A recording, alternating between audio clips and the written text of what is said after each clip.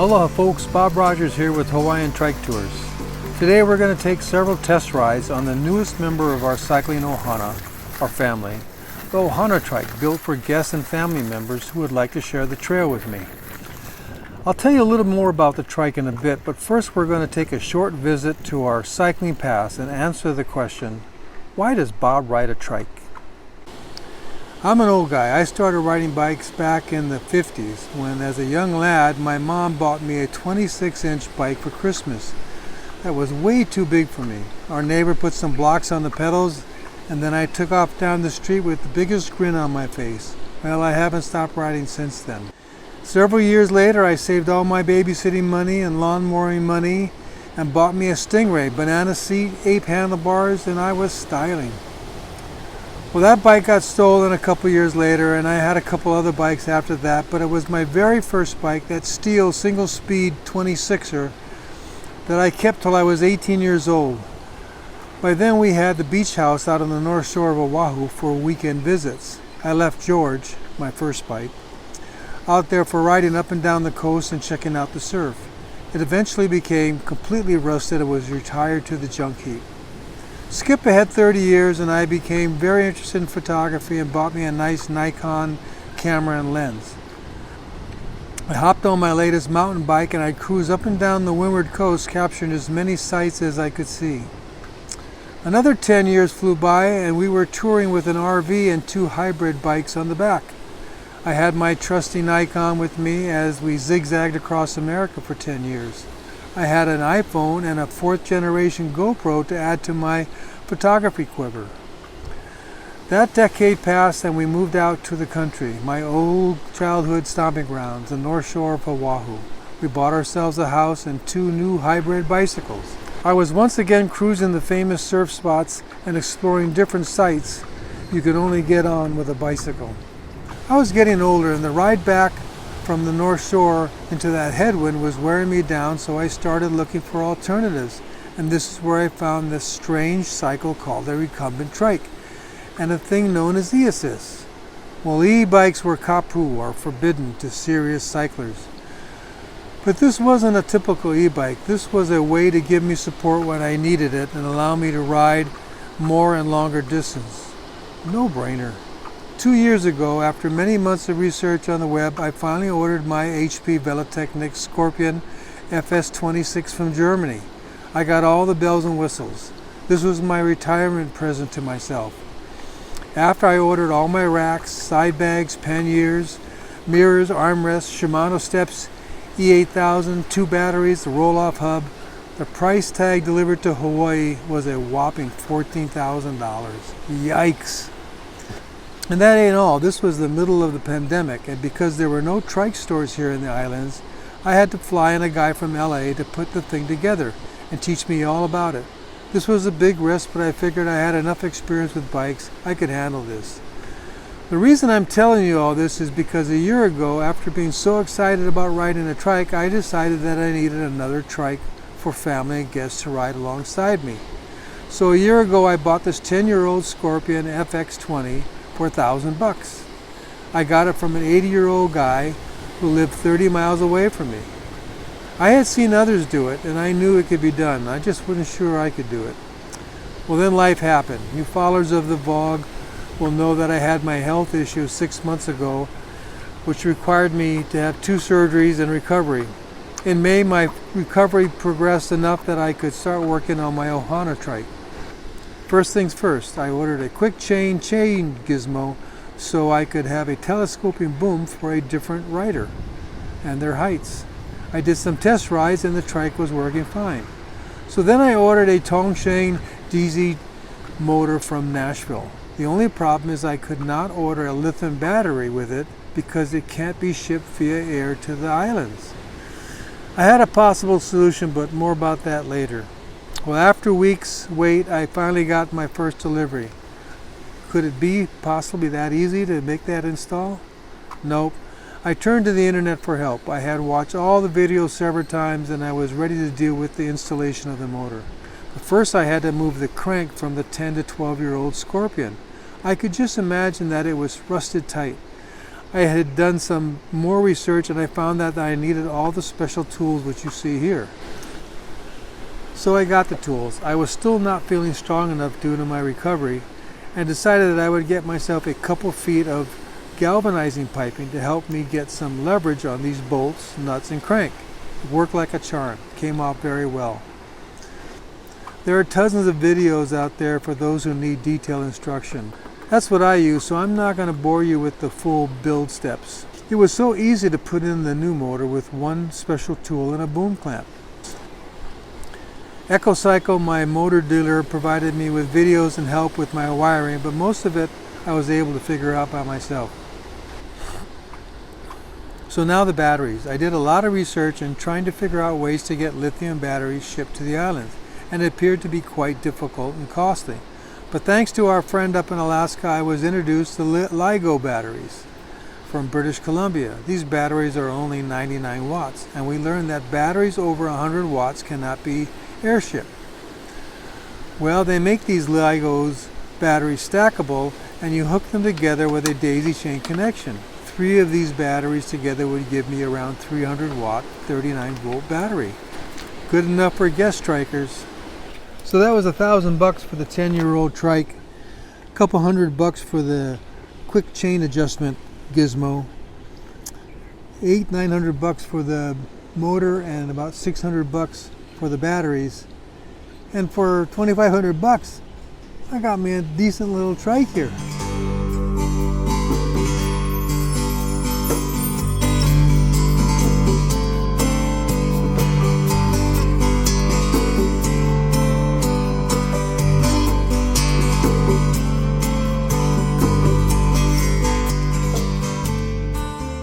So here is my review of the Ohana Trike.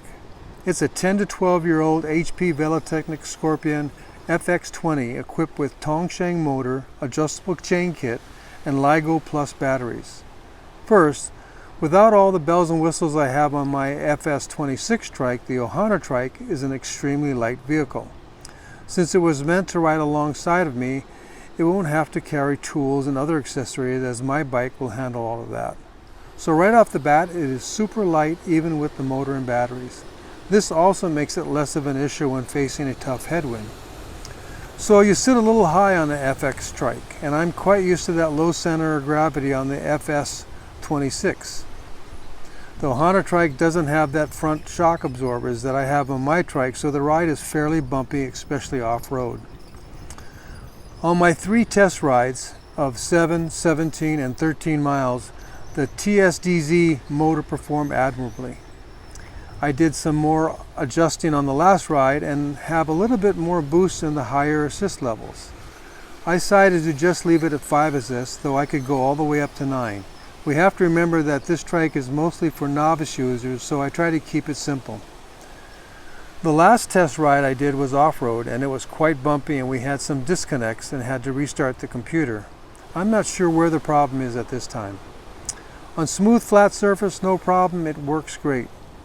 Though not quite the same as my Shimano E8000, the assist and torque transition was fairly smooth and quiet.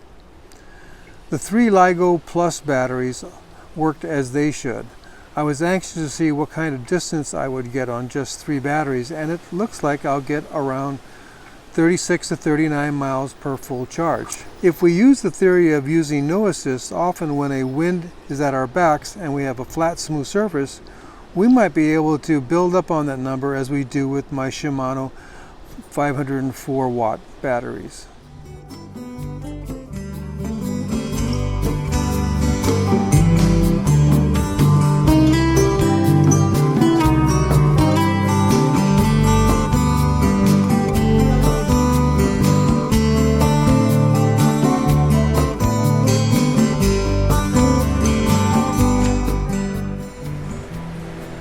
I was ready to put this episode to bed when I suddenly decided to add the results of a 4th test ride taken late last week.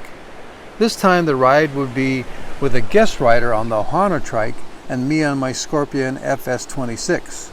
Nephew-in-law Brian had a lot of experience riding the Ohana Trike prior to adding the motor. He has street savvy, and he was excited to be the first Ohana member to ride the upgraded assisted trike. Our ride was a 28-miler out to Three Tables Beach on the North Shore of Oahu. We benefited from a gorgeous day but started a bit late, and the traffic was horrendous on a late Friday morning. The winds at our back were moderate. As part of our test ride, we would not necessarily try to conserve batteries, but use them as a normal ride. We both had 36 to 40 mile batteries, and we were only going 28 miles. After Brian practiced different assists on the first mile, I suggest that we both ride the rest of our way on the lowest assist because we would have wind at our back.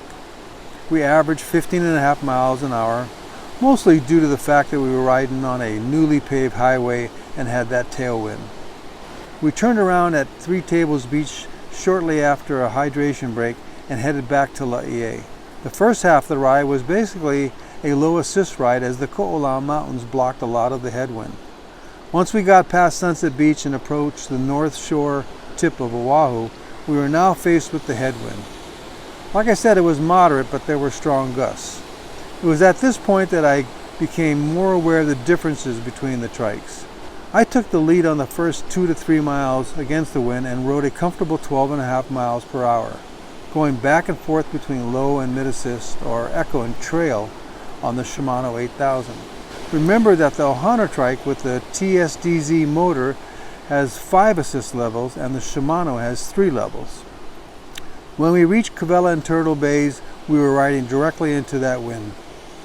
I was in trail or mid mode and it was a bit of a struggle, which is normal. Brian believed he wasn't struggling as much as me because he was drafting behind me. Anyway, he took the lead and I pulled in around 10 feet behind him. He shifted his assist to 2, then to level 3, and he began to slowly pull away from me at times.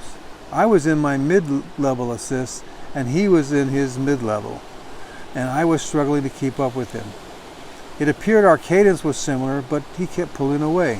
When trying to catch him in boost mode, I could see we were riding at 16 miles per hour into the wind, compared to my normal 12.5. And then it really hit home. The Scorpion FS26 with all its bells and whistles, side bags, panniers, racks, tools, full suspension was 105 pounds. The Scorpion FX20 with the Tongsheng motor and batteries and no tools and no accessories weighed 57 pounds. The two riders were about the same weight. With the fenders, rack and side bag and panniers, the FS26 also caught more wind than the sleek FX20. It's also possible that the FS26 mid-level assist might have a lower torque number than the mid-level 3 on the FX20. So given these 3 factors and these conditions, the FX20 with Tongsheng and mid-range assists had more giddy-up. Conversely, when finishing the ride up a steep quarter-mile uphill climb to my street, with both of us shifted into high assist, the Shimano Steps E8000 proved to be much more powerful. I agree with others that have stated that maybe having more assist levels would be awesome for the Steps E8000. Trying to compare human power during this ride was difficult because at this juncture we are both different trike riders. Before the ride, I did tell Brian that we didn't need to conserve and to ride for comfort. Well, as a newbie trike rider, comfortable meant fun, and going fast was fun. But he also knows that when we do a 40-mile ride, he won't be able to ride at those higher assist levels and will need to conserve batteries. Otherwise, he will be dragging his 57-pound trike up a quarter-mile incline to the house. At the end of our ride, Brian wanted to check out the windmills and farms close to the house, and we took a little off-road adventure and he enjoyed it. Well, for me, today's ride was quite enjoyable, and I learned a lot about the two trikes. While the FS26 is much more comfortable, powerful, and a gem of a ride, I do think the Ohana Trike will fit right alongside its bigger brother. I tried to keep it simple for repair issues as best I could, and definitely was able to keep the price much more reasonable than its high-priced sibling. Well, that's the new addition to our family, the Ohana. Hope you enjoyed our little tour of cycle history, the build, and the first ride of our Ohana Trike. As always, I hope that your rides be wonderful, wonderful, healthy, safe, and of course happy. Aloha. See you guys on the next ride.